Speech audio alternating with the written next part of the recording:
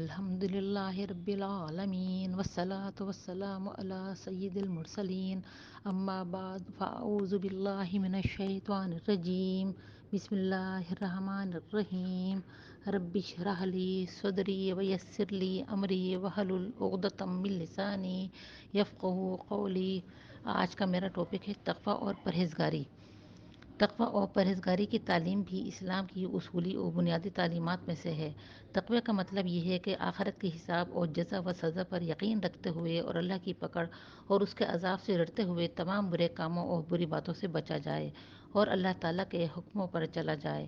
یعنی جو چیزیں اللہ تعالیٰ نے ہم پر فرض کی ہیں اور جن بندوں کے حقوق ہم پر لازم اور مقرر کیے ہیں ہم ان کو ادا کریں، اور جن کاموں اور جن باتوں کو حرام اور ناجائز کر دیا ہے ہم ان سے بچیں اور ان کے پاس بھی نہ جائیں اور اس کے عذاب سے ڈرتے رہیں۔ قرآن و حدیث میں بڑی تاکید کے ساتھ اور بار بار تقوی کی تعلیم دی گئی ہے۔ میں چند حدیثیں یہاں بیان کر رہی ہوں۔ اے ایمان والو، اللہ سے ڈرو جیسا کہ اس سے ڈرنا چاہیے، اور آخری دم تک اس تقوی کی تحت اس کی فرما برداری کرتے رہو، یہاں تک کہ تم کو اسی فرما برداری میں کی حالت میں موت آ جائے۔ اللہ سے ڈرو اور تقوی اختیار کرو جس قدر بھی ہو سکے، اور اس کے حکم مانو اور سنو۔ سورہ حشر میں اللہ تعالیٰ نے فرمایا ہے، اے ایمان والو، تم اللہ سے ڈرو اور تقوی اختیار کرو۔ ہر شخص کو چاہیے کہ وہ دیکھے اور غور کرے کہ اس نے کل کے لیے یعنی آخرت کے لیے کیا عمل کیے ہیں، اور دیکھو اللہ تعالیٰ سے ڈرتے رہو، وہ تمہارے سب عملوں سے پوری طرح خبردار ہے۔ قرآن شریف ہی سے معلوم ہوتا ہے کہ جو لوگ اللہ سے ڈریں اور تقوی اور پرہیزگاری کے ساتھ زندگی گزاریں، دنیا میں بھی ان پر اللہ تعالیٰ کا خاص فضل و کرم ہوتا ہے اور اللہ تعالیٰ ان کی بڑی مدد کرتا ہے۔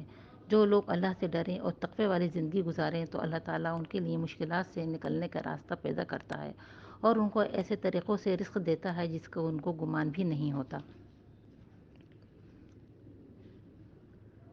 اور قرآن مجید میں ہی اللہ تعالیٰ متقی بندوں کو خوشخبری سناتا ہے کہ اپنے خاص پروردگار کا خاص اور خاص قرب ان کو نصیب ہوگا۔ سورہ قمر کی آخری آیت ہے، متقی بندے آخرت میں جنت کے باغات اور نہروں میں رہیں گے، اور ایک عمدہ و مقام کامل اقتدار رکھنے والے کائنات حقیقی بادشاہ کے قریب۔ قرآن مجید میں یہ بھی اعلان فرمایا گیا ہے کہ اللہ کے نزدیک عزت و شرافت کا دار و مدار بس تقوی پر ہے۔ تم میں سب سے زیادہ باعزت اللہ کے نزدیک وہ ہے جو تقوی میں بڑا ہے۔ اسی طرح رسول اللہ صلی اللہ علیہ وسلم نے ایک حدیث میں فرمایا ہے، مجھ سے زیادہ قریب اور مجھے زیادہ پیارے وہ لوگ ہیں جن میں تقوی کی صفت ہے، خواہ وہ کسی قوم و نسل سے ہوں اور کسی بھی ملک میں رہتے ہوں۔ تقوی یعنی خدا کا خوف اور اللہ اور آخرت کی فکر ساری نیکیوں کی جڑ ہے۔ جس شخص میں جتنا تقوی ہوگا اس میں اتنی ہی نیکیاں اور اچھائیاں جمع ہوں گی، اور اتنا ہی وہ برے کاموں اور بری باتوں سے دور ہوگا۔ حدیث شریف میں ہے کہ رسول اللہ صلی اللہ علیہ وسلم کے ایک صحابی نے آپ صلی اللہ علیہ وسلم سے عرض کیا کہ حضرت، میں نے حضور صلی اللہ علیہ وسلم کے بہت سے ارشادات اور بہت سی ہدایات سنی ہیں، اور مجھے خطرہ ہے کہ یہ سارے ہدایات اور نصیحتیں مجھے یاد نہ رہ سکے، اس لیے حضور صلی اللہ علیہ وسلم کو یہ ایک جامع نصیحت فرما دیجیے جو میرے لیے کافی ہو۔ آپ صلی اللہ علیہ وسلم نے ارشاد فرمایا کہ اپنے علم و واقفیت کی حد تک خدا سے ڈرتے رہو اور اسی ڈر اور فکر اور تقوی کے ساتھ زندگی گزارو۔ یعنی اگر یہی ایک بات تم نے یاد رکھی اور عمل کیا تو بس یہ تمہارے لیے کافی ہے۔ ایک دوسری حدیث میں ہے کہ رسول اللہ صلی اللہ علیہ وسلم نے فرمایا، جسے خوف ہوگا وہ سویرے چل پڑے گا، اور جو سویرے چل دے گا وہ بروقت منزل پر پہنچ جائے گا۔ بس خوش قسمت اور کامیاب ہیں جو اللہ سے ڈرتے ہیں اور آخرت کی فکر کرتے ہیں۔ خدا کے خوف سے، اس عذاب سے ڈر سے اگر ایک آنسو بھی آنکھ سے نکل آئے تو اللہ تعالیٰ کے یہاں اس کی بڑی قدر ہے۔ حدیث شریف میں ہے کہ اللہ تعالیٰ کو انسان کے 2 قطرے اور اس کے 2 نشانوں سے زیادہ کوئی چیز پیاری نہیں۔ بس 2 قطرے جو اللہ کو بہت پیارے ہیں، ان میں سے ایک تو آنسو کا وہ قطرہ ہے جو اللہ کے خوف سے کسی آنکھ سے نکلا ہو، اور دوسرا قطرہ وہ ہے جو راہ خدا میں کسی جسم سے بہا ہو۔ اور 2 نشان اللہ کو بہت محبوب ہیں، ان میں ایک تو وہ نشان ہے جو راہ خدا میں کسی کو لگا ہو، یعنی جہاد میں زخم لگا ہو اور اس کا نشان رہ گیا ہو، اور دوسرا وہ نشان جو اللہ کے فرائض ادا کرنے سے پڑ گیا ہو، جیسا کہ نمازیوں کی پیشانیوں اور گھٹنوں میں ہوتا ہے۔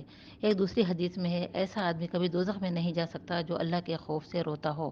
الغرض خدا کا سچا خوف اور آخرت کی فکر اگر کسی کو نصیب ہو تو یہ بڑی بات ہے، اور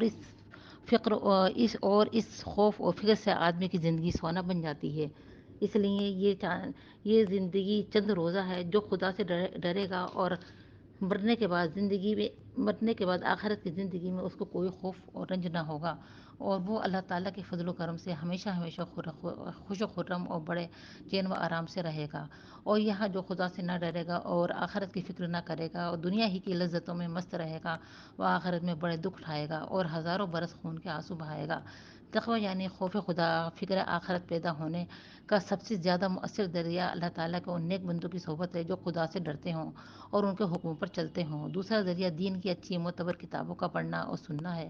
تیسرا ذریعہ یہ ہے کہ تنہائی میں بیٹھ کر اپنی موت کا خیال کرے اور مرنے کے بعد اللہ تعالیٰ کی طرف سے جو نیکیوں کا ثواب اور گناہوں پر جو عذاب ملنے والا ہے اس کو یاد رکھے اور اس کا دھیان کیا کرے اور اپنی حالت پر غور کیا کرے اور سوچا کرے کہ قبر میں میرا کیا حال ہوگا اور قیامت میں جب سب بندے اٹھائے جائیں گے تو میری کیا حالت ہوگی، اور جب خدا کے سامنے پیشی ہوگی اور میرا نامہ اعمال میرے سامنے کھولا جائے گا تو میں کیا جواب دوں گا اور کہاں منہ چھپاؤں گا۔